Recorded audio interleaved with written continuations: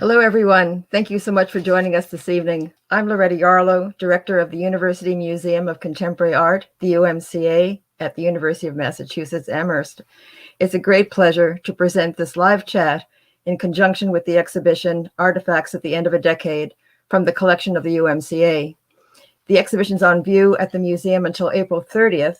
However, we're open only to the academic community. But we invite everyone to check out the impressive virtual tour of the exhibition on our website that's been researched, written, produced, and orchestrated by this year's graduate student curators, Jill Hughes and Jessica Scott. It was created as a sort of a silver lining during this difficult time, but it's here for posterity, for all to view who wish to dive more into the exhibition and to see how these 40 objects, unique objects, are all housed in one single box in our collection. It's incredible to think that this portfolio, Artifacts at the End of a Decade, has not been on view at our museum in its entirety since 1989. So it's really thanks to Jill and Jessica for bringing this landmark historic project to our 21st century audience. This is the 13th annual Curatorial Fellowship Exhibition, a series I initiated at our museum in 2006. As a culmination of a year-long exhibition research project conducted by art history and studio arts graduate students, featuring work from the University Museum's contemporary collection. Now, our museum is honored to rename this annual series the Eva Fierst Student Curatorial Exhibition in honor of our first education curator, Eva Fierst, who joins us tonight virtually. And I want to thank Eva for all the work that she's done to make this project a possibility for from here on. The students, thanks to this endowment, will receive an award for their work and also course credit from their departments.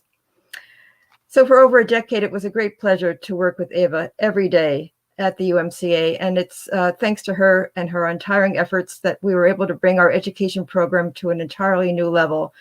She was able to forge for us new and untried collaborations with our academic and local communities. She partnered with me in the early years when it was still the University Gallery to rename it in 2010 the University Museum of Contemporary Art.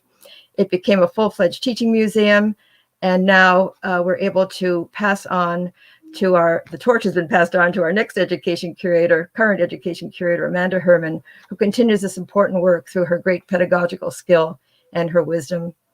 So now I'm going to turn this over to Eva, who will be introducing you to our curatorial fellows, our curatorial grad students who created this exhibition. And they are now our first year's Eva Fierst Student Curatorial Exhibition Fellows. So Eva, I'll turn this over to you to introduce Jill Hughes and Jessica Scott. Hello, everybody. I'm Eva Fierst, and I thank you, Loretta, for inviting me to this wonderful event. I cannot tell you how thrilled I am, and my husband as well, who did not have a small role in this endowment, that we are able to support a program that inspires graduate students to produce exhibitions just like this.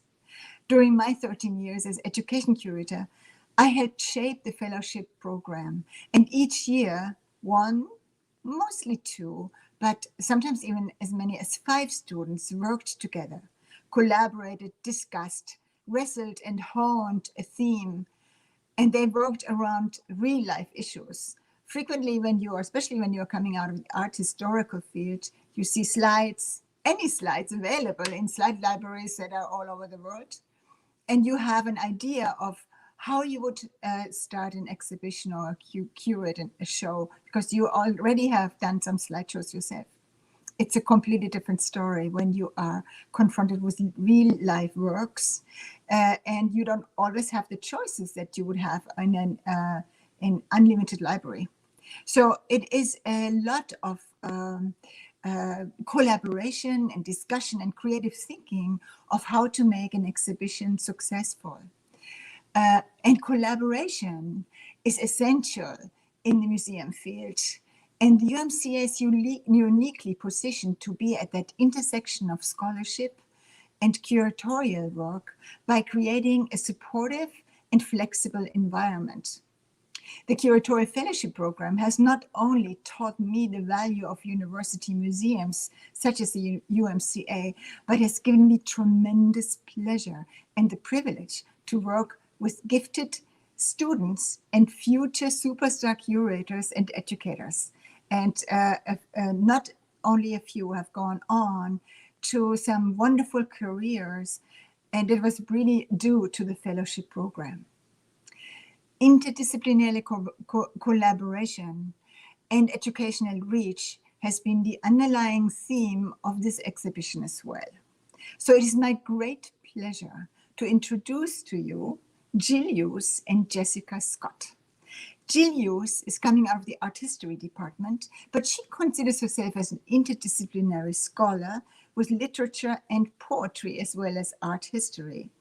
And with that kind of already a mindset of collaboration and interdisciplinary skills, she has made a fantastic partner with Jessica Scott, who is coming out of the studio art department. And her strength is also interdisciplinary practices, productions, dance, performance, installations. So the two of them have actually made the perfect team. And without any further ado, here is Jill Hughes and Jessica Scott. Thank you.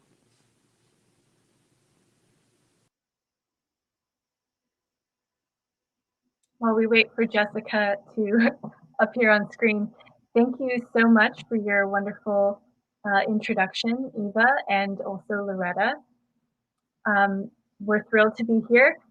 Jessica and I are going to give a little bit of context into some of the origins of our project, as well as some of the curatorial choices we've made. And then we're going to very eagerly get to the main part of the event, which will be our conversation with our invited guests. Jessica? Hi, everybody. It's so exciting to finally be here. We had been thinking of this day for some time, including about a year ago when the show was originally supposed to open. So it's been with much anticipation that we finally present this work to you. So I guess a good place to start is how we arrived at artifacts, which really, the beginning of this fellowship really started as a blind date. Jill had applied from the art history program. I had applied to the arts program. Perhaps there was some magical chemistry that Loretta and the UMCA staff saw on our applications, but we didn't know each other. And so I think we met once in person, and I was very impressed by the amount of polish that Jill had. And I think I was wearing some gigantic pair of overalls. But we got to meet once in person before we were told that we should go look at the digital collection online and pinpoint some works that we were interested in, and then have a couple conversations about our curatorial interests before we went to the collection manager, Jenny Lind, to pull the work from the collection and see it in person. So we had independently of each other, we'd sort of, had a casual conversation about what our interests were. I think I'd said I was interested in agitprop, and Jill was interested in artists' books. And so with that, we just kind of went questing through the catalog online and met back maybe about 2 weeks later. And unbeknownst to us, we had separately sort of bookmarked a bunch of different pieces from artifacts, but they weren't listed as one entire work, as part of, many pieces to one entire artist book. They were listed separately. So we didn't have a sense that this was actually, we were looking at one body or one collection until we dug a little further and saw that there was this keyword underneath every piece that said artifacts. So it took a little further investigation to say, oh, yes, this is this piece. I don't know too much about it. It has a lot in there. Let's go further. At which point, I think that Jill and I are the kind of personalities for whom that seemed like a challenge, a worthy challenge. And because the piece is so multifaceted, we were kind of getting everything that we wanted and more. There was just a lot to bite into, such that it made the idea that we wouldn't be able to get it, the idea that we would have to somehow compromise on what our interests were was now out the window. Like, artifacts had so much. It also had an incredible backstory, as we would come to find out. and begged for the kind of for an interdisciplinary approach to it that wasn't simply housed in like contemporary art history frameworks or studio art exploration of method. It really asked for quite more of us, and we were up for it. So once we chose the piece, we shook on it and we approached Jenny, and she took the portfolio out, which is really heavy. Sort of whomped it on the table in front of us, and we finally got to leaf through these pieces, which was thrilling. And even then, of course, because there were so many episodes where we would pick up a piece and like something would fall out, and that would reveal this new detail about it that completely changed our understanding of the work. Those kinds of insights wouldn't naturally have a place in physical exhibit, but did in the digital exhibit. So luckily we kind of have gotten to curate for the best of both worlds, for our audiences in our immediate community, and for those of you who would only ever have been able to join us online. And that's been a real pleasure. Great. Sorry if I repeat something that Jess has said. There was some audio technical difficulty, but I think so. Jess has acquainted you with some of the contexts of our origin and our choosing of this work. So have you spoken about the physical manifestation yet, Jess? Not yet.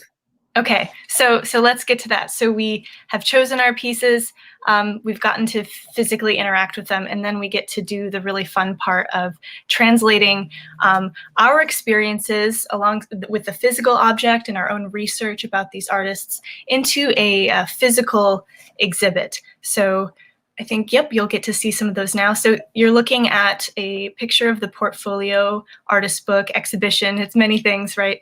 With the box shut and then open. You'll see in the open piece that there's a stack of pages, essentially. And you'll see in a moment when we transition slides, some of the pages on the walls of our museum in physical custom designed cases.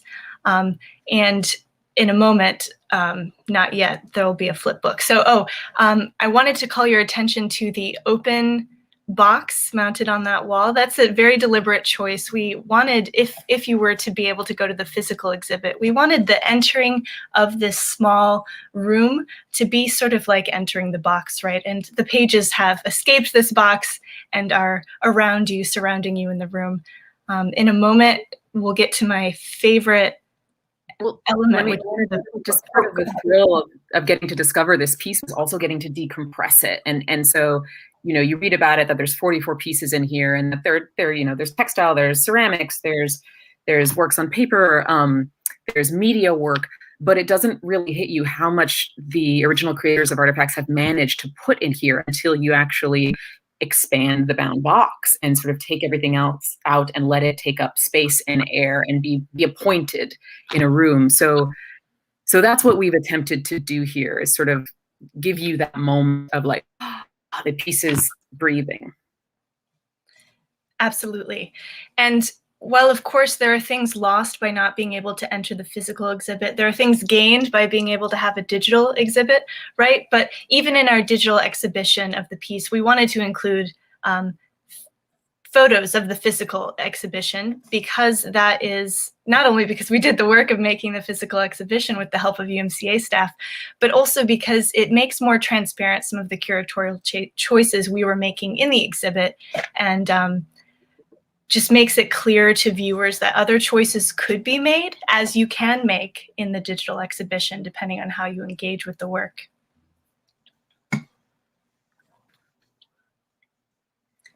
This is Jill's favorite part. Yes. This, I really wanted to emphasize the bookness as often as possible in this work. And this is one of the very literal manifestations of that bookness. So we've mounted pages of artifacts into a wall-mounted book, or a flip book as we were calling it. And I wanted to give a shout out to Lyle Dennett, the installations manager, who even though this wasn't really a museum display choice that had a lot of precedent or really a recipe, he custom designed this, and we're really grateful and thrilled about it. And so some of the ways having this flip book was meant to remind people that we are looking at a book, And when we approach a book, we might think of engaging with materials differently than when we approach a museum exhibition. And so to have it be both a museum exhibition and a book might disrupt some of our experiences. Some of the things we might think about when we're engaging with this book include narrative. Is this a story? Does this John Ashbery photo montage relate to this image on the right of the redacted text? Are we thinking about a narration? We might also think about sequence. Jess and I picked the order. What order might you choose? Pacing, and of course the physical turning of the pages. Well, and I wanted to say, just to speak to the intention of the creators of artifacts, the original creators, they were thinking that this was an object that perhaps you set the piece of constellation before you and choose a narrative flow, or that the objects by where they fell in the bound box or they came out in the bound box would suggest relationships and connections to each other. So this piece really, in a different format, would put the viewer in the driver's seat in a way, really invite you to collaborate with it in terms of its meaning. And that is something that one could say that there's a potential to lose that in a game exhibit, things behind glass. And so we were looking for opportunities to bring some of that back while still being able to keep the pieces safe. And this and Lyle's willingness and Jenny's willingness to let us experiment and design our own display really allowed us to do that. And we felt in a way that honored the original intentions of the creators. Yes, so thank you, UMCA staff, for being open to that.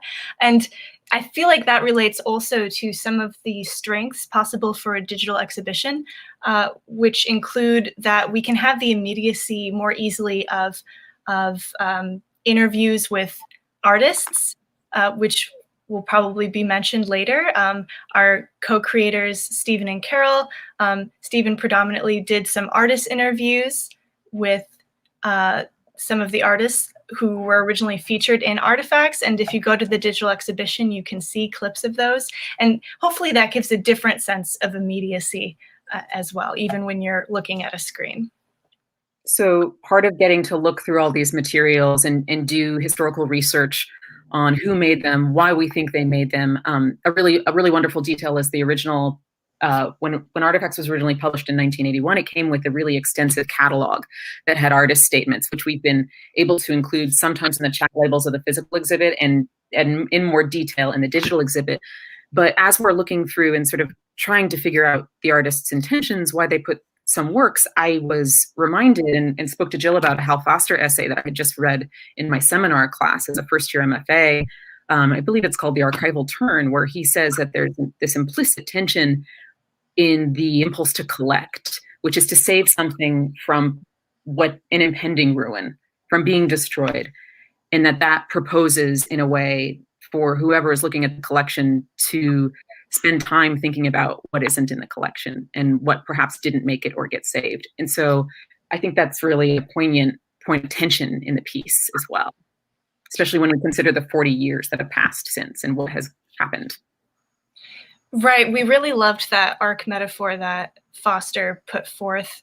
And it can be thought of positively or negatively, right? Optimistically or pessimistically. What didn't make it onto the arc perhaps is a pessimistic view, but also what did these artists in the context of their time think was important to save, preserve, to send into the future for future generations? There's one more little image in this section that I included in the slideshow for a reason, so we can move to the next slide because it captured the precise moment when we found out that, as we were installing artifacts the first time a year ago, when we found out that there was a pandemic and our show would be indefinitely postponed, and we felt insane. So, yeah. So I thought that was a nice moment to capture. We were laying all the pieces out in the space and and giving Lyle and Jenny an idea of what our curatorial clusters would be, and working that relationship out on our own, on our feet, as much of this show was figured out. And so that's why this is here. We took it in stride. Yeah. But we're thrilled to be back here again, almost a year later. And I think it's time to introduce our next guest. Does that sound right? Was there anything else you wanted to add before we did that, Jess? All right. So I am so pleased to and flattered and thrilled to introduce you to the original creators of Artifacts at the end of the decade, Stephen Watson and Carol Huebner Venezia. Since Artifacts was published in 1981, Stephen Watson has continued to be a cultural critic and a writer who has written about the history of the Harlem Renaissance and has published many books that are interdisciplinary as well and show his concerns for arts, culture, what arts does for the rest of our lives. Sorry, there was a cat making a noise. And Carol Huebner Venezia has continued to make art as a photographer and as a printer, and has also is a very experienced arts educator as well. So Artifacts was a moment in a trajectory that continued and became more full. And I have the pleasure to introduce our two professors who will be in conversation with Stephen and Carol. These are Professors Karen Krasinski and Sam Redman. Karen Krasinski is an associate professor of art history, predominantly modern and contemporary art. She has specialties in the Cobra movement, Asger Jorn, the Danish artist, and is currently working on a book project on drawing in contemporary art and its intersections with race and other identities, really, and drawing specifically as a medium. And she has a lot of experience with museum work. She has been working with curatorial fellows from the UMCA ever since she arrived at UMass Amherst. So we're grateful for her support. And Sam Redman is the Associate Professor of History with specialties in oral history and public history, and he is an expert in artist interviews. So that's very convenient for us. Thank you for your support, Sam. His most recent book, upcoming, will be published in October 2021 by the Harvard University Press, is called Prophets and Ghosts, The Story of Salvage Anthropology, which is a very titillating title, I think. And so without further ado, our guests will be having a interview question, and that will be followed by Q&A that the audience can participate in. Great. Well, how exciting to be here. I think Karen is going to get us started. Sure. I just thank you, Jill and Jess. I want to say all my thank yous first. So Great. Thank you to Stephen and Carol for your amazing project that generated so many ideas and discussions over a much longer period than any of us anticipated, and now will live on in a new way because of the amazing website. And I want to thank Jill and Jess for all their hard work on this, for Jonathan Levia's hard work on the website, and all the UMCA staff. And finally, Eva Fierce for supporting this program, the Curatorial Fellowship. We're very grateful for her generosity. So I would love to hear from Stephen and Carol. Do you want to say anything first before we go into questions? Or should I just ask away? Ask away. I mean, the first question I have is really the basic one. I was fascinated with this project for its interdisciplinarity, its radical heterogeneity. You have poets, you have artists, dancers, fashion designer, Betsy Johnson, graffiti artists, all in this package as sort of a time capsule. I think you referred to it as a kind of time capsule of the 70s. And I wonder what the genesis of the project was. As a time capsule, it reminds me of Warhol in the 70s, who was also making time capsules of his desk, everything, that accumulated and kind of ephemera. But this is really a time capsule of creative production, of a kind of social network that you created. So I'm curious where you were in your lives and careers at the time, how the idea got started. Did it originate as a sort of time capsule project, or was there other ideas at the beginning? And I'm also curious how you funded it and how it worked, how that structure worked. Okay. So, Carol, I'll start and then. Please, go ahead. Okay. So, it's very complex about how this began. It began in one way and then became something much larger, much more ambitious. I can pin down the genesis very clearly to July 1979. I was at an exhibition called In the Shadow of Marcel Duchamp, which was Martha Wilson and Weston Neff had curated an exhibition about artist books. And at that point, I had done and published 2 books, which we would now call zines. And I love the idea that one could actually create what one wanted without getting someone's permission. And you know, I love the creative part. I hated the selling part. So I had the very naive idea of doing something which would be a limited edition. So, you know, presumably you wouldn't have to deal with sales, you know, so much for that thought.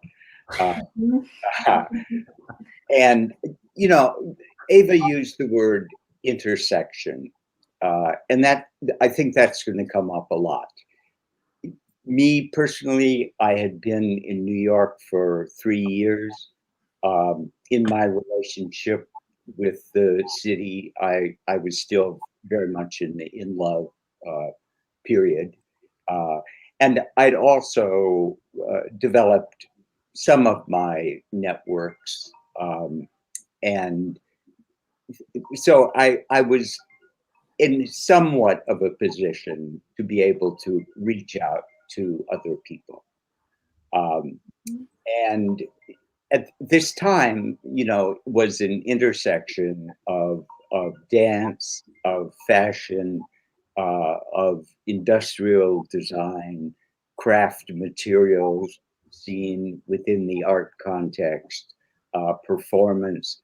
They were all coming together. And the Next Wave project at BAM was one of the things that came at this time, and to me kind of symbolized it.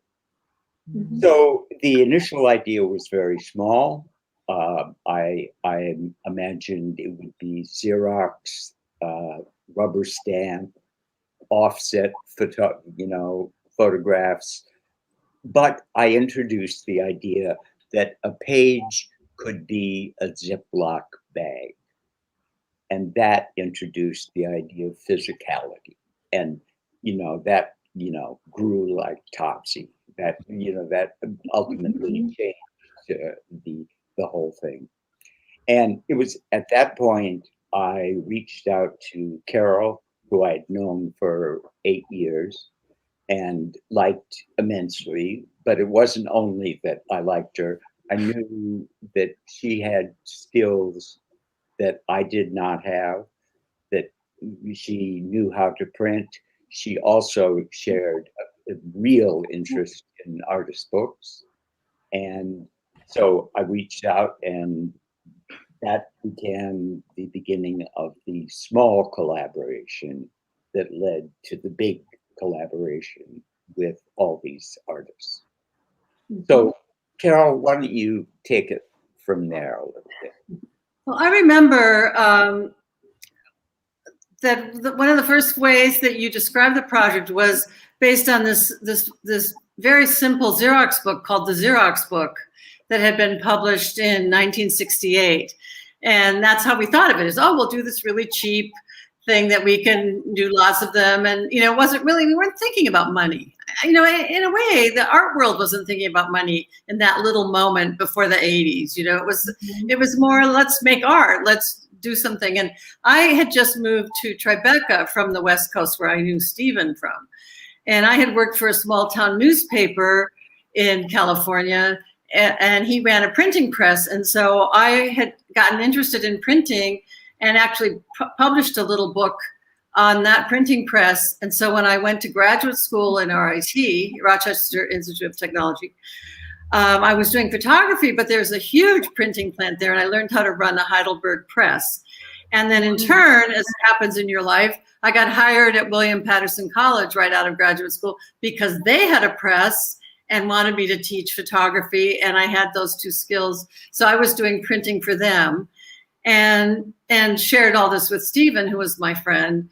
So it seemed like a good fit. And I ended up printing many of the pages actually myself on this press at my university, as well as small books for myself. And I lived near Printed Matter downtown, which was this artist bookstore that I loved. I lived in, it was up the street, and it was founded by Saul LeWitt, who was a very dear friend of my husband, who's also a painter. So we had that connection as well. Mm-hmm. Amazing. This is so interesting. And I'm just so delighted to take part. As a historian, I'm so interested in documents. I mean, perhaps that's a predictable sort of thing. And I'm also barely old enough, but I'm old enough to remember an era in which you had to call people, you know, on a rotary telephone to get a hold of them. And I became so fascinated looking at this document here that's on the screen of this list. I'm also writing about the 1970 New York artist strike, and I find it really remarkable that in an era before the internet, before social media, you could get 500 or 1,000 people that would come to an event like this. So I'm curious about that. But I also note that when I looked at this list, that there are a lot of people in New York. There's a whole nother cluster of artists that you guys connected with in California, but others were in places like Pittsburgh and in Philadelphia and in Miami when you contacted them. And that strikes me as potentially significant. So I'd love to hear more about that. But how did you decide who to ask? Did you want the sort of a maximum diversity of media represented? What sort of personal connections were you working with? You sort of gestured at that a little bit, Carol. I'd love for you to expand on that. And how did this become so ambitious? Because it sort of starts off as this project with these local networks and your friends, but it becomes this really remarkable project. Can you talk a little bit about that process? Sure. Should I go first, Carol? Yeah. I would say the way it grew was really seeing how much response we got.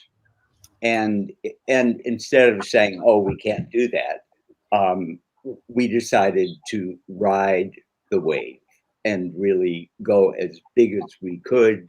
And we, you know, the artists, their contribution, let me be clear, they were not paid for this. Each artist got one portfolio. So there's not money changing hands here. And I think that brought them more closely into involvement and really digging deep into their own art practice to see what could work in terms of a book. And we initially thought of it as a book. It was only at the end that we thought, this is not a regular book, it's a box. So I think, and Carol, chime in here, but I think. Well, I think there are a few things that come to mind. I think what happened is we just fell in love with people's ideas. Like when the glass page came, we were like, whoa, that's a great idea. But how do you make that a book? And if you notice, there's a metal pin in one corner because we thought we would pivot the pages and still bind it at one point. So it was, I think what's great about Stephen and I is we really have that California 60s mentality of, let's just go with this, you know, let's see what happens. And we just kept working with things. The steel plate idea came, and that was enough, you know, that's what makes it so heavy. And then something came in that was fragile. And so it just kept evolving and getting bigger. And we had wonderful ideas. Like, I love the one that Pete Seeger sent us, which were sprouts, like little seeds in a bag. But we couldn't figure out how that one could fit. So there were things we had to leave out just for physical reasons or, you know. People who declined. Very, very briefly, a rejoinder to that. Did you send out something like 200 invitations? And it seems like a lot of people said yes. This is this very charming, and I just love this sort of polite decline. But it also maybe speaks a little bit to the position of artists who wanted to make money and maybe wanted to participate, but had different feelings and were pulled in different directions. But it seems like a lot of people said yes, but 200 mailers went out? Yes. The old rule, which still applies, if you get an invitation and it comes over the transom to someone you don't know, you usually don't read it. So we started by working with our own network and then saying, if you know other people that would be interested, I sent a self-addressed stamped postcard, so it would be very easy, and then they sent it back. So then when I approached other people, I could say, John Ashbery thought you might be interested in this, or Laurie Anderson thought you might be interested in that. And that is, remember, Carol and I are no one in the art world at that point. So it was not by, oh, it would be great to work with these people. Sure. And very few people said, who are you and why do you think you can do this ridiculous thing? And few people said, oh, and what's your funding? And what are the organizations behind it? That would definitely be what. No, it was different times. Yeah, very different. Yeah, we were sending postcards. I mean, yeah. Who does that? I mean, I'm fascinated. Just to jump in with another question here. I'm fascinated with some of the specific contexts that we're learning about in my classes. If my students are listening, we just looked at Martha Rosler, Semiotics of the Kitchen video, and she's one of the artists. And I love the New York artists. I wonder if you knew most of them personally, if it was through the network. Like Martha Rosler has a piece. Laurie Anderson, I think, was in New York and has a piece. And Fab Five Freddy and the Soul Artist, the graffiti art piece, I'm totally fascinated with. Were these mostly artists that you knew, or it just depends on the artist? Did you have personal connection to Betsy Johnson? Those four were the ones I was probably curious about. So I would say all of those four we did not know. Interesting. Yeah. We did not know. I would say the Village Voice and John Perrault was the art critic at that time. That was one place, I thought about Laurie Anderson. I thought about Bob Kushner. I thought about Robert Wilson, and these were semi-famous. And Carol knew Saul LeWitt, so that was something that really came out of her. And Joe Mashik was a good friend as well. Right. So through those recommendations, I think it was quite helpful. We got connected to people. Yeah. But you knew, you were keeping an eye out for people who were just, Martha Rosler was just entering the art world, I think, at the time. She was a political activist. I think her first show was 77 in a gallery. So, and Betsy Johnson, I mean, what a classic kind of cutting edge punk fashion designer. It's such a fascinating show with the radical interdisciplinarity of it, the heterogeneity of it, to have an outfit strewn across the table. And the website, you have all these added elements of the video clip of her amazing fashion show from 1980 with the punk music. So many different scenes overlapping. But yeah, we can go on, and I'm sure the audience will have more questions about maybe specific artists or connections in the network. I have another question that relates to really the idea of it as an artist book and the future of the book, because I know you mentioned John Perrault. You have some other really important critics that are mentioned in the project as consultants, like Ingrid Sishi, who's the editor of Art Forum. And I noticed Clive Philpott's name, who was, I think, director at the MoMA library at the time. I'm sort of following the trail of all of these references because it's really an ever-expanding network. And he had posted something recently reviewing a new book by a scholar named Amaranth Bursuk on the future of the book. So I have a quote that I'm actually going to post it so you can see it at least. I can't post it for the audience. And I'm going to read it to you from her new book. Because she writes in this 2008 book called The Book, and he quotes it on a review that he posted online. She says, to see where books might be going, we must think of them as objects that have experienced a long history of experimentation and play.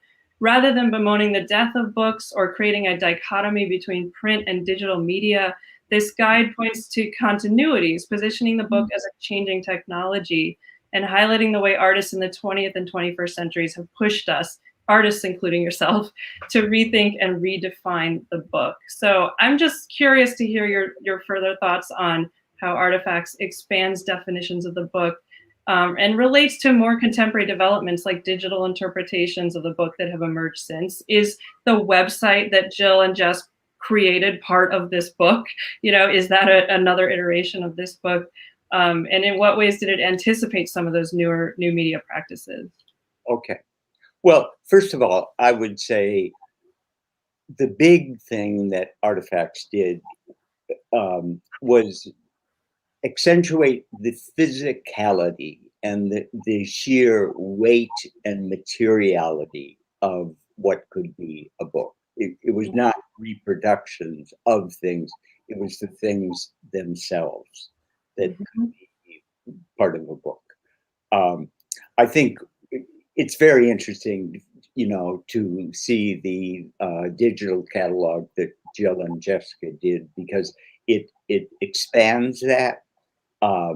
It shows, you know, just as there's an intersection in Artifacts, what they have done is added a different layer of intersection.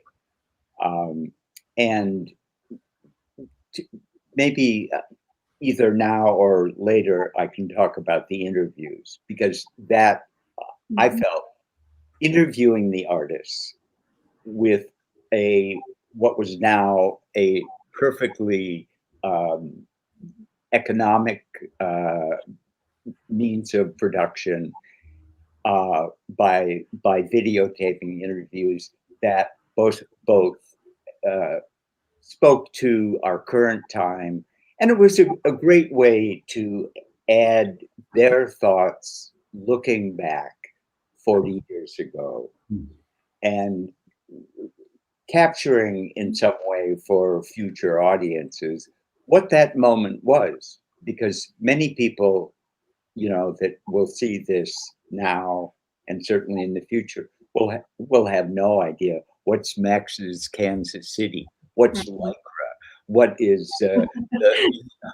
what's the Next Wave Festival, what and that's been really one of the most fun parts, going back to the artists. Yeah, and that really adds this dimension of a time capsule that comes alive in the virtual exhibition, thanks to your work with those video interviews. I think we have a slide coming up of the Jane Comfort interview. Oh, okay. Is that slide 20? Yeah, that one was particularly interesting. This choreographer who choreographs a piece with her hands in sign language based on a poem by Gertrude Stein. So I don't know if you want to comment on that, or anything else you want to add about the artist video interviews that you're doing. Are you going to do more? There's another question. I think we will. I mean, again, it's a thing that keeps growing, and we did 3 of them before the pandemic set in a very serious way. And then we did them remotely by sending the artists a tripod for their iPhone and a lavalier mic, so I could ask the questions remotely, and then they could record it, and we could get, you know, top physical quality. And so I think we will continue. What for? I think one thing I just wanted to add, which sort of on the other note, is that I think the feeling about artist books at that time was a little bit like getting art out of a gallery, you know, to the people in a cheap way, but using all the materials. So at Print and Matter, for example, I curated an artist book show at my university. I taught at William Patterson College at that time. And people were using wood and making, you know, all kinds of, you know, paper and plastics already. You know, they were experimenting with the idea of of making sculptural objects. So I think that was very much the mood that we felt comfortable with and welcomed.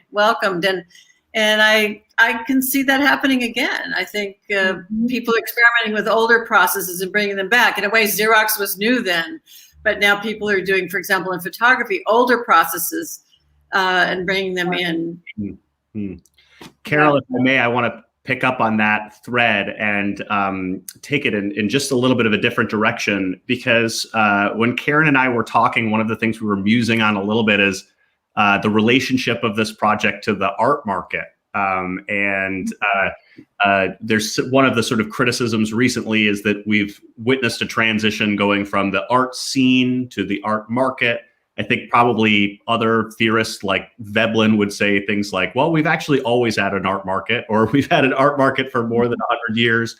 But certainly there's something happening in the decade leading up to this, right? Like it's sort of a high watermark of people on the US Census saying that they're an artist by profession. More and more people are saying that, and there are more and more galleries opening up.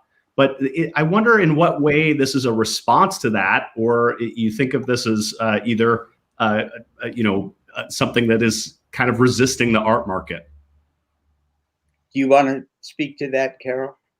Well, I actually have live in Williamsburg now, and there's many young artists, and I've noticed the ones that I'm friends with are doing shows in their homes. And these sort of pop-up shows. And it's, again, not so much about selling art. It's just about having a community. And it reminds me of that time when I lived in Tribeca in the 70s, where it really wasn't about money yet. In the 80s, it became all about money. But or before that, and it's very similar now. I think it's a response to maybe how sort of it's become this status symbol to sell art, or who you buy, and the names have become everything, and the prices are crazy. But the younger people are starting to just do their own thing and sort of on a shoestring again, which is a little bit how we did artifacts too. We kind of handmade everything. We just did it, So I think it is a reaction. Yeah. But you shouldn't get the idea that we thought out this as a critique of the art market. This was it was a representative of the time, and just going where things led. I mean, certainly in terms of the art market, artifacts is a very difficult thing in terms of marketing it, because it's not for photography collectors. It's not for most collectors specialize in something, and this is everything. And I think that's the strength of it. Absolutely. I was just going to ask a follow-up question, if I can jump in, Sam, about photography in relationship to this piece. And there's a couple others that are kind of snapshot photography, and this one is sort of photojournalism. I believe Katyan's project was like a photojournalism project with Muhammad Ali. He got to know in Zaire. It's one of the most fascinating pieces in the show, as he was training for the famous fight with George Foreman.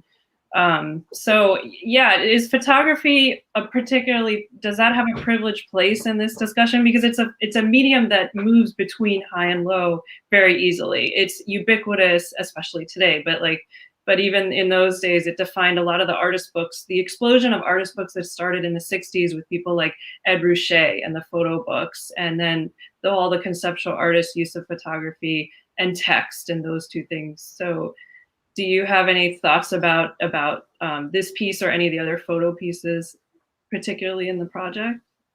Well, I would say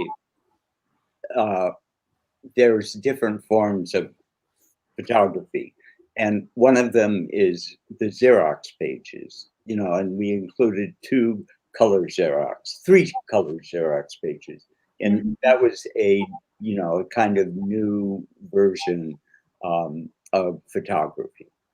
And we did a print that was based on the previous generation. of Xerox machines, and and and a Polaroid by Don Rodin, and this great piece with Muhammad Ali, and the rope signed by him. Right. It's Yes, yes. Yeah. Carol, you're a photographer, so I think you can jump. I don't even know how to. I don't think we have any hierarchy. I think oddly enough, this page is probably the most valuable one because of his signature and the historical fact of it, and that it is a silver print, and it has some factors that maybe would be valued more. And I know I've been offered money just for that single page, but I don't. I wouldn't take it out of the portfolio just to sell it. But so I don't know. Value is such an interesting thing when you start talking about individual pages, and I wouldn't. I don't know, Stephen. I don't think we thought about that, or there wasn't a value that we put on anything that was more. Well, it's more cultural value or artistic, creative value. Yeah. Right. I think it was really a collaborative decision about what we wanted to put in. Mm-hmm. Once you start thinking about money, you usually spoil things. I wonder, here we sit tonight, many years later. Probably we didn't anticipate having this conversation during a global pandemic, and we probably couldn't have imagined the digital aspects of it. But I wonder if when you finished this project or the responses were rolling in, you felt like, wow, this is something really special that we'll be talking about in our lives many years later? Or is it sort of surprising to you that here these great student curators have made this this project, and many people are interested in this event this evening and this program in general? And this project, does it surprise you that we're here talking about it in this way?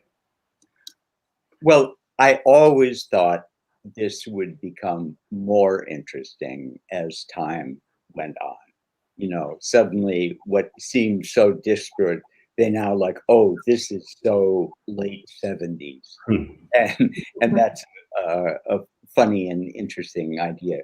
But Artifacts has been exhibited many times, but I don't think there's been ever a time that was so artfully and carefully thought out as this exhibition.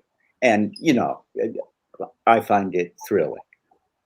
Yeah, I have to say that too, that I just really am enjoying hearing their interpretation of things. And some of it is completely not what we intended. And I love that too, because it's changed in the context of the culture and just life. And I'm just very happy that it's being enjoyed by the next generation or whatever generations afterwards. I think it gives me a lot of pleasure. Yeah. And it was unexpected. I think it was unexpected. we didn't. Yeah, thank you so much. I think and that's a great tribute to Jill and Jessica's hard work on this project, and in addition to all of yours. So I think we're going to transition now to audience questions that may pop up in the chat. Amanda Herman is going to moderate those, so she should be back too. Yep. All right. Hi, everybody. It's great to be here. What a compelling conversation. It was so great to get all that background. I'd love to invite our audience now. There are two ways that you can submit questions. If you're watching on YouTube and you have an account, you can put a question right into that page. If you're watching on our website, you can go to, there's a link that you were sent with your email to join this session. You can also go directly to fineartscenter.com/question. That's fineartscenter.com/question. There it is. And I can't wait to hear the questions from the audience. And while we wait for those questions to come in, Jill and Jess, was there anything you learned this evening from Stephen and Carol, or that that you discovered during the conversation that you want to just share with us, or thoughts you have? Yes, I was thinking about, oh, sorry, Jess, I'll be brief. I was thinking about a connection between this project and the Flux kits and happening kits that happened in mostly the decade prior to this, but you know, some things continued on. And I wonder if you had that in the back of your mind when you were asking people via your postcards, which, you know, mail art, another connection there, via your postcards to contribute to this group project.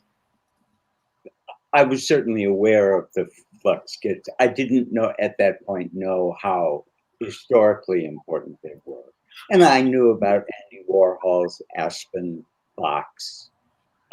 And there was a thing called the Letter Edged in Black Press that also did a kind of box magazine thing with contributions by artists. So I think there was an awareness, but not a deep awareness. And there was this whole fascination with multiples at that time by many different artists, in addition to artist books themselves. So, but what's interesting to me is, as you mentioned, many of the pieces are unique in your box, where you have Betsy Johnson putting different clothes in each box. You have the graffiti artist cutting up a piece of vinyl, so each one is a unique painting, really, and so many of the other pieces. So that really stood out to me. In the digital exhibit, we include a couple of the other versions from other editions as well, so you can see the amount of variation in between the editions. And some of the variation is great. It's not just another print or, you know, something is slightly askew. There are whole other sort of like color worlds in some of the pieces, and so that's really exciting to see as well. And as an artist, I was sort of shocked to hear that the 1970s were a high watermark for people being able to declare that they were professional artists. And as I'm consistently preoccupied with what's going to happen to me in my own survival as an artist, I'm starting to understand even more how to place this project amidst the historical influences of, you know, not just the economic ones, but okay, there was clearly a lot going on to make this not only be possible, but seem possible, such that you could imagine it, right? People were claiming this identity, declaring it. People were living the lifestyle. So the more I find out about that context, and we wouldn't have found that out without a conversation with Sam, who has interests in, from a historical perspective, contemporary artists and artwork. So that is a fact that is immediately useful to me in my life. As someone who's going to graduate in December, so that's one of my big takeaways of tonight. Yeah. You know, I want to add something about our choices. If we were doing this today, I'm sure we would think very much about how many African Americans, you know, there would be a sense of the priorities of underrepresented groups. And that would be one of the things that would drive it. That was that was not the case before. And the fact there is a lot of women for that time in the book. There's a lot of gay people.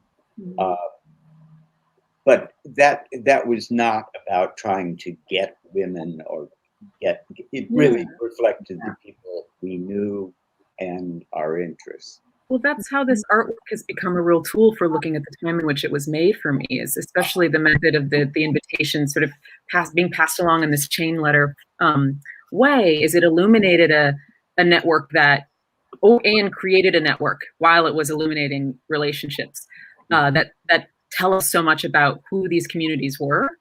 And I think that's a really good point of reflection for us as folks working in institutional and arts institutions as well, is okay, there are ways that people come to be involved in a project and ways to go about making sure that feels organic and safe. And so that's really a point that I've taken from this, looking at who was there and placing it within the conversations that we're having now in our institutions. Great. So we very happy to say we have lots of questions now from our audience. Thank you everybody for sending them in. So this first one is for Jill and Jess. And the question is, will your experience on this project have a curatorial afterlife in your own lives? will you create your very own curated artifacts, for example? That is something we considered.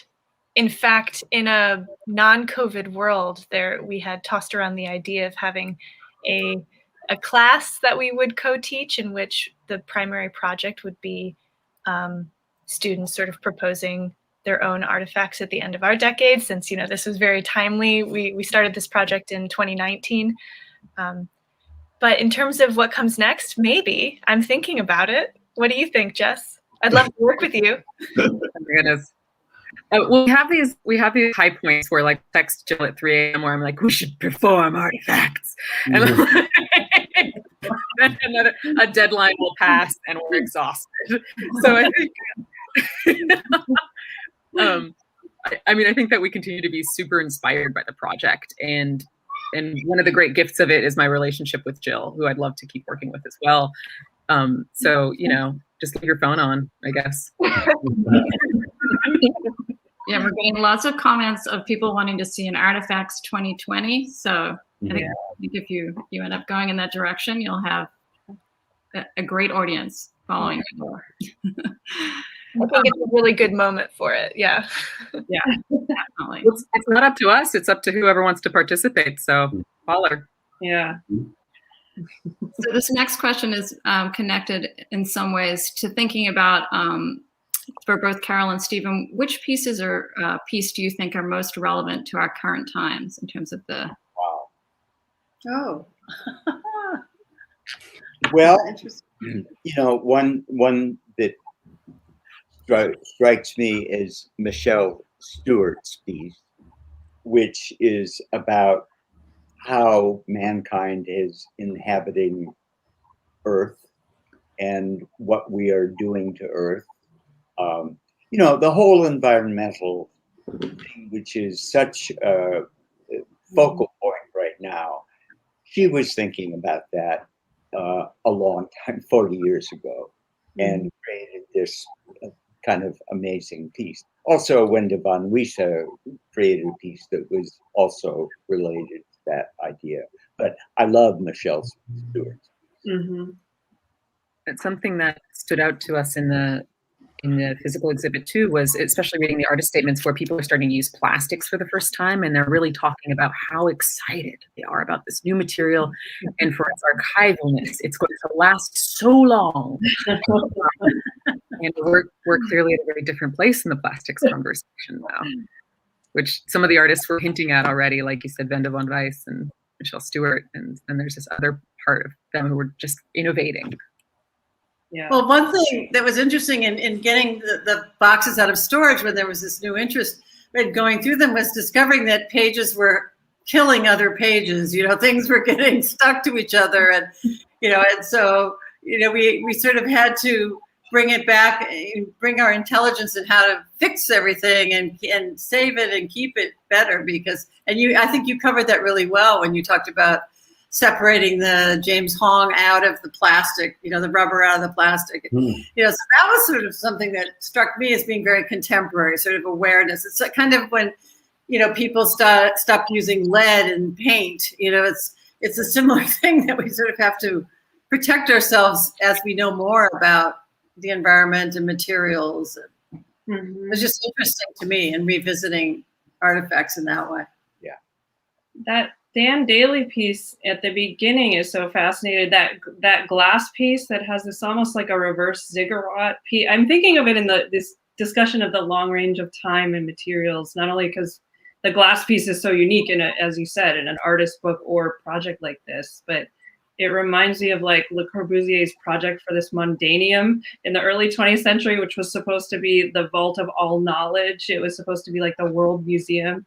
And it has all these resonances with, it's a time capsule of a specific moment, but now it opens on to future moments and makes us reflect, enables us to reflect on those. Mm-hmm. Mm-hmm. One thing, again, that I love about your digital catalog is it invites people in to have their own opinion. And you get many, it's not just you invited other people.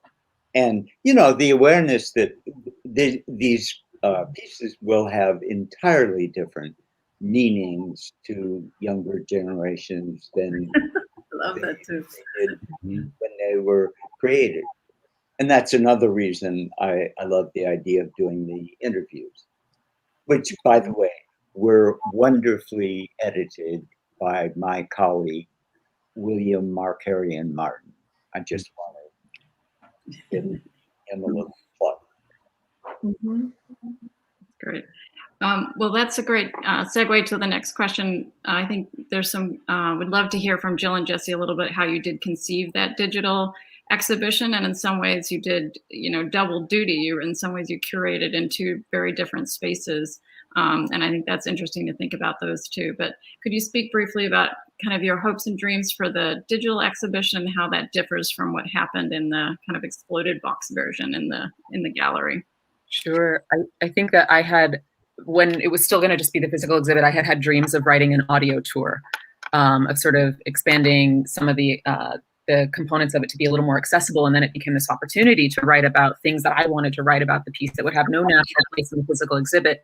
And that just didn't happen by the time we were thinking the show would open. But the pandemic came along a week before it was supposed to open. So we got to revisit that idea. And I was thinking a lot as an artist about, I can't get to my studio. My exhibition opportunities are shot for who knows how long. And so I was doing an independent study. I was doing two independent studies, one with Sam and one with a faculty from my department, Laura McGough, about digital platforms and how audiences were experiencing them haptically, which ones seemed the most visually organized, which ones allowed you to go through, that didn't contribute to fatigue, knowing that if we did this, we would have a lot of material to present in a way that I wanted to keep feeling fresh. I'll add to that some of my hopes and dreams were for viewers to be physically activated and have a sense of engagement. Artist books are my favorite thing, essentially. And one thing I love about artist books is their sense of play and their sense of transgressing or changing boundaries in terms of how you can interact with them. And I wanted to have a sense of that in the physical exhibit. And so I was heartbroken at first that there wouldn't be one. But of course, as artist books always demonstrate, when there are new technologies and new limitations, you can think of new ways. This sounds sort of like a cheesy, optimistic response, but really with the digital exhibition, we were able to include sound and video in ways that would not have been possible in the physical exhibition. So I like to think that it activates viewers as well. And of course, another strength, another dream achieved is that this gets to live on in posterity, unlike the physical exhibition, which must of course be taken down to preserve, you know, its contents and also make room for the next exhibition. Whereas digital exhibition open 24/7 for the foreseeable future. And I remember at the very beginning of this project when we figured out that Stephen Watson was a real person and that he could be emailed. And maybe based on his interests, he might email us back. So we were really not thinking that we would have access to Stephen and Carol and that we would develop this relationship and that you would be so generous with us. So that opened this whole new dimension of being able to interview you, being able to do the kind of research because of your permission and support. And then the digital exhibit luckily became a home for that. Well, while we're on the bandwagon of being cheesy and optimistic, let me just what an optimistic evening, I think, to see both the artists who in their growing ambition for this project and then the curators who similarly years later had the growing ambition to just sort of take the leap and reach out and ask, because sometimes people will say yes and you'll find someone who it's almost as though you were kind of in the universe looking for each other to add to this project in really meaningful sorts of ways. So I think that's actually quite inspiring. I find that people usually say yes when you ask to talk to them. Yeah. Okay, I think we have time just for one more question. There are a couple people who want to know everybody's favorite piece. So they want to maybe point out something that we haven't spoken about so far that you recommend. deep track, or maybe something that surprised you. One of my favorite pieces is the Joseph Mashek, and as we quip in the audio tour, I think there are some interesting and sort of unfortunate parallels to our current moment in terms of the co-opting people's labor as market, and just it's a critique of capitalism essentially, and it's still just as relevant. Yeah, we have a picture of that on the slideshow if we're able to pull it up. It's worth taking a look at if that's possible. Okay, never mind.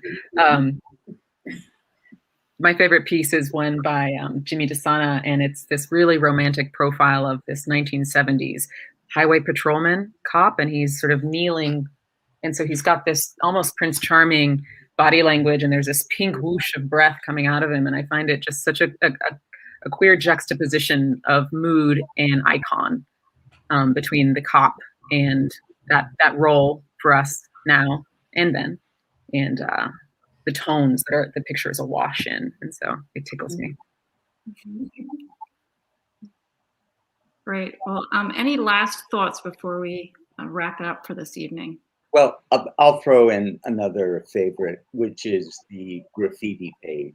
And, the reason I love it is it was one of the most difficult to get a group of graffiti artists to produce 100 different images. Yeah. And there's plenty of anecdotal stuff about that was very funny. Yeah. They had this idea that they wanted to do it on plastic because it reminded them of painting on subway windows. And the subway came out of the underground. Suddenly you'd see through the window and see the graffiti in that way. And yeah. I thought that was a great idea. Carol, did you have a favorite? Well, I sort of like asking you for childhood. I keep changing. Right now, I'm liking Robert Kushner's piece. I really like how it holds up, and I sort of see it differently every time I look at it. So I think, especially after he talked about it and the face and the textures and the sort of chance of it as well. I like chance. Mm-hmm. Wonderful. It's so great to hear all of these reflections. And again, we invite everybody to come to the museum if you can to see the exhibition, and also visit the digital exhibition. So it's been a wonderful evening. I'm going to hand it over to Loretta to wrap it up this evening. Thanks again to everybody here. Thank you. Thank you. What an amazing journey this evening has been. In just 1 hour, what a capsule version from the 70s to 2021. Truly extraordinary. An exhilarating conversation. Heartfelt thanks to everyone involved. Stephen Watson, Carol Huebner, Venezia, Karen Kuczynski, Sam Redman, and to Jill and Jessica for their extraordinary, outstanding curatorial work and great orchestration of this event. It was a work of art in itself. You've created another work of art, the curation of the exhibition, your digital exhibition. What comes next? I can't wait to find out. Having followed you on this journey since 2 years ago when you were chosen as a Curatorial Fellows, and then how you bounded back into thinking differently as to how we could create this exhibition as a digital and maybe online for posterity, and maybe there'll be a way for viewers to come in to see the exhibition. We will make it happen. Deep appreciation to Amanda and to Erica McIntyre for their behind-the-scenes work, really skillful work for orchestrating the event tonight. It's being recorded, so anyone who could not attend can, and those who have been here tonight, you can listen to the recording once again. Our sponsors, gratitude to you all, the UMass 5 College Credit Union, Amherst Arts Council, UMass Arts Council, the Department of History of Art and Architecture, and the Art Department as well for their contributions. And of course, big shout out to my remarkable staff who worked with Jill and Jessica throughout, a 2-year period to create the exhibition. It was thanks to Lyle Dennett, installation manager, Jenny Lynn, collection manager, and of course, Amanda Herman, who's been the glue throughout to make this all happen. I want to ask everyone to stay tuned for next week. You can still register for our live chat next Thursday, March 4th, 5 o'clock. We will have the 10 artists in the exhibition We Are For Freedoms. They'll all be joining us. And so we also have on view another beautifully designed in-depth exhibition website specifically for We Are For Freedoms. So register for that now. And you have up until 1 hour before showtime to sign up. And all you UMass grad students who are listening in tonight, you too can be selected for next year's Ava Fierce Student Curatorial exhibition. So I want to remind you that you can contact the museum, contact your departments. There are ways to make this happen for the next round of graduate student curatorial work. And there will be new iterations, new ways in which you can learn about the Artifacts project as we move forward with the curators then, Stephen and Carol, and Jill and Jessica. I know their wheels are turning as to how we can move forward on that project. Thank you again, everyone, for joining us, and hopefully see you next week.